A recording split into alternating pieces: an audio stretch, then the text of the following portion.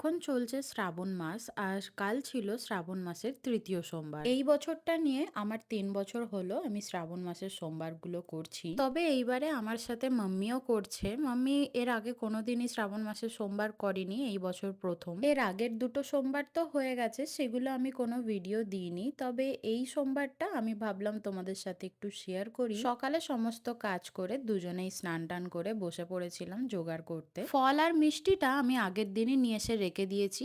আর এইবারে কিন্তু আমার ফুল কিনতে একদমই লাগেনি। গাছে তো ভরে ভরে ফুল হয়ই, তার সাথে ভোলে বাবার প্রিয় আকন্দ ফুল, নীলকণ্ঠ, বেলপাতা সবকিছুই মা ছাদ বাগানে করে রেখেছে। বাবার মাথায় ভালোভাবে জল ঢালা হয়ে যাবার পরে আমি আমাদের যে বাকি ঠাকুর আছে তাদেরকেও সুন্দরভাবে সাজিয়ে গুছিয়ে প্রসাদ দিয়ে পুজো করে নিয়েছি। পুজো করার নিয়ম কানুন আমার মনে হয় প্রত্যেকটা মানুষেরই হয়তো আলাদা আলাদা থাকে, তবে কিছু যদি ভুল ত্রুটি হয়ে থাকে আমাকে কিন্তু ক্ষমা করে দিও। দেখো, এইদিকে সমস্ত ঠাকুরকেই আমার খুব সুন্দরভাবে পুজো দেওয়া হয়ে গেছে। এবার বলি শ্রাবণ মাসের সোমবারগুলোতে আমরা সারাদিন কি খাই। সকাল থেকে পুজো করার পরেই আমরা কিন্তু প্রথমেই মুখে দিই ঠাকুরের পুজো করা সন্দেশটা, তারপরেই প্রথম জলটা খাই। তারপর সারাদিন শুধুমাত্র ফল খেয়েই থাকি, কোনো রান্না করা গরম জিনিস আমরা খাই না। এমনকি চা খেতে আমি এত ভালোবাসি, চা পর্যন্ত সারাদিন খাই না। অনেকে নিরামিষ রান্না করে খায়, আবার অনেকে পরোটা লুচিও খেয়ে থাকে। ভগবান তো আর কিছু বারণ করে দিয়ে যায়নি, আমাদের ইচ্ছা মতোই আমরা এগুলো করে থাকি। তবে নিজের মনের ভক্তিটাই বড় জিনিস।